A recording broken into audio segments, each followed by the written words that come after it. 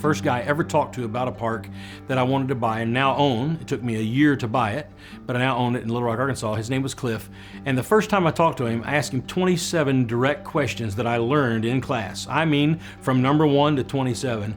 And when we were done, the next morning I got an email from him and his wife that said, "We enjoyed visiting with you so much last night." Now what they didn't know was that was an interrogation, not a visit.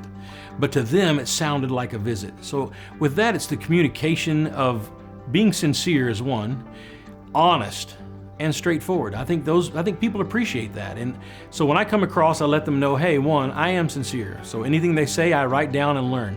Then when they talk to me the second time or a third time, I'm more like family. You must remember, these people are gonna loan you hundreds of thousands of dollars. They've got to be your best friend in the whole world. So you try to make them that by being honest and sincere. If you try to be fake and someone you're not, some people want to be, well, I'll be pushy because pushy people get ahead.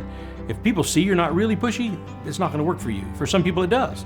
But for you, you just need to be you. People will fall in love with who you are, and anyone can do this. It just doesn't have to be my skill tactics or someone else's skill tactics. If you walk in being you and you're an honest person, that'll come through. And that's what makes a difference in negotiations. It's 14 acres, and it's zoned it's got a little piece at the bottom of the hill that's zoned R3. It's right next to the junior high school, the big school complex down there. And then the rest of it's C2 and C3.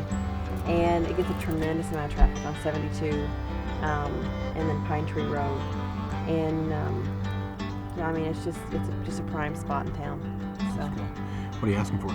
2.2 for the whole thing. What do you think your monthly income is?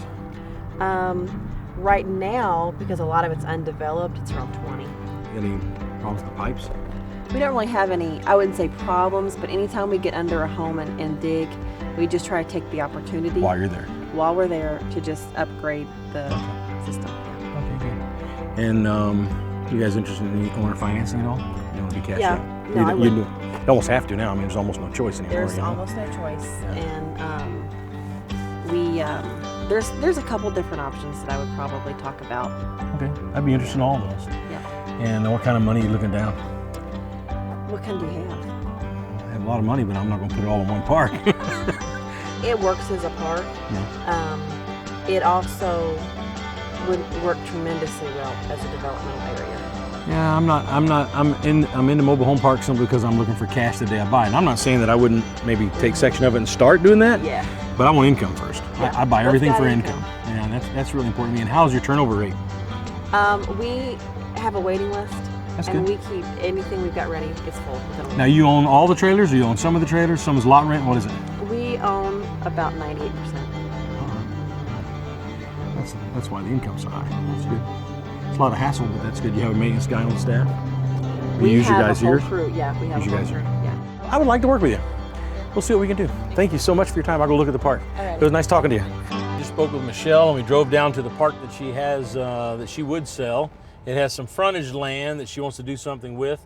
We're not really interested in that. It's got a couple of houses on there, and she said you could tear it down and do something with it. It's zoned differently. We're fine with that. So we're going to drive through and just take a look at the trailers and take a look at the park. What we look for is long-term renters, people who are going to be here for a while. It's really important. Most of these trailers now, she said about 95% of the trailers in here are owned by the park. So they have a great income. This park runs about $20,000 a month income, she said. Cost about $6,000 to run it. And so we just want to drive through and get the overall feel of the park. The thing that matters to us is in this park what will make us money and if it works. And you can see how that electric box looks different than the electric boxes that we had before. Those are old style electric boxes. That is a 100 amp service. Now things we look in this park is we don't see a dumpster, and the reason we don't see a dumpster is in front of every one of these houses someone's living in, you'll see a trash can. That means that someone else is paying for the trash, and the individual water lines and the park itself is not paying all that. So it's really important when you come to the park, pay attention to every single thing you see. Everything either means money to you in loss or it means money to you in positive cash flow. One of the things we haven't mentioned, if you take a look at this tree stump here, you have a lot of problems in parks with a lot of trees. The problem with that is when that tree started to rot and them big limbs come down, it's like dropping them on a storage shed. These trailers have no strength whatsoever, and so you have to really make sure you cut down the larger trees that once they start rotting or start having problems, you want to get rid of them before they are the problem. One tree can often take out 3 to 5 trailers, depending on how your trailers are set up. This trailer, it must be fixed up. It's empty. Now that scares me, because if that trailer's empty and it has to be fixed up, that's not any positive cash flow to me for a while. So that's what scares me mostly, is trailers like this that are boarded up, or trailers like this that we know are empty, there's no one in there. I can't do anything with that trailer. I can't hardly rent it again because it's not worth anything. So I've got to haul that thing off. They haven't done any of that in this park. So if the city came and said these are all bad and they condemn them, you own the property, you've got to tear them down. If somebody else owned the trailer, it'd be their job, but because I own the property and it's my trailer, I have to tear them down.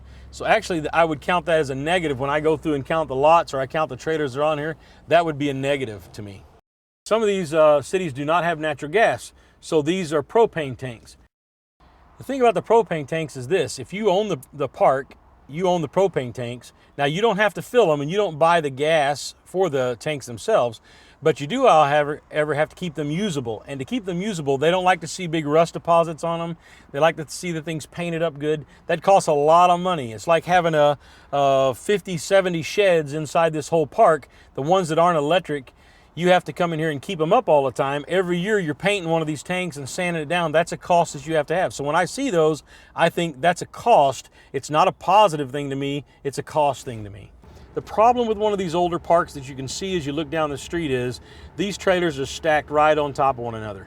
The new law now in most of the cities is you must have 30 feet from one trailer to the next trailer. So if one of these trailers were bad and you had to pull that trailer out, you would not be allowed to put one back. So this park may turn out being only half the park you bought. If any trailer goes bad, every time you pull one out, you can't put one necessarily back in. For every 2 you pull out, you may only be able to put one back in. And now your park that was worth $2 million is now worth $1 million. Your park that's worth $1 million is now worth $500,000 because you can't gain that income back because the trailers are so close together. Another problem that you have when they're stacked tight like that is the parking problem. It's just horrible because if a person has 3 cars, it won't even fit on the lots. The thing she did say about the top of this property is it is zoned differently. It has a C1 zoning, which is a commercial zoning. So this little house here on the right, this little parking area, and the little house up here on the left, all of these areas that you see here could be sold out to be something else. There is another entrance to the park at the bottom, so you could change where you get into the park. And all of this across the front could become a CVS. It could become some kind of other property out in this area to service more people out here. So the thing you could do is you could build something on this land and subdivide it. Now she's willing to subdivide it, so maybe she'll take less than 2.2 if you give her all this road front property. You got to remember, we're for the income. The $20,000 is made on the back half of this property, not the front half. So we want to maybe say to her, hey, why don't you divide off this front half, keep that great piece of property that's worth all the money. We'll take the old junky property in the back with the mobile homes on it and maybe drop the price down to as much as $700,000, $600,000, $700,000 for a $20,000 income. That's a very positive park that way. And she still gets to sell the front here. The frontage is probably what she's got the price up so high because the park itself, as I said, is worth no more than probably $1 million. We might get her down quite a bit of money if we let her keep the front property, subdivide it, keep it for herself, take our entrance ability away, move our entrance down to the bottom of the hill on the next street over. Maybe we still get to keep a sign here. We make an agreement to keep one sign so we keep the road traffic, but making the park more private, making it one entrance makes your park safer. So we would be for that, of just closing off the front half and giving her this land. The thing that makes this property special, and I think makes it good for us, is she's a motivated seller. And you say, well, how do you know she's a motivated seller? As it happens in everybody's life, about every 2 or 3 years, something happens that's tragic or something happens that's good that changes your life. Her father got sick. She moved back down here from Nashville, her and her husband, to help him run the business, run the parks, run all these things. And she had to come back down here to help him. She then had to learn this business and become successful at this business. And it's very taxing. Well, she enjoyed being a person that worked every day in a nice office. She was in public relations there in Nashville. So she would like to go back. That makes it a good deal for us.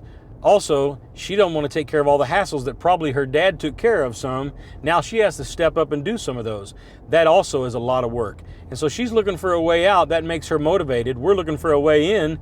that helps us a lot. And so that's what we're looking for in this deal. It's very important to sit down with these people and talk with them and just listen. Listen to where they've been, what they're doing, what their struggles are, why they're selling. Some guys are selling because they want to retire. Some guys are selling because they're just tired. And some people are selling because they don't even know how to run a park. In her case, she may not know all the ins and outs. He was the guy that knew it all, and now she has to come in and try to step in. Rather than do that, she'd rather just sell out. And so I think it's very important to learn and to listen. When I spoke to her and then now talking about it is, hear everything they say and listen to what they say that will benefit you in the future. We're not taking advantage of anybody. What we are doing, though, is making the best progress towards our success by finding out what they need. You can change your future, and you can help somebody in the process.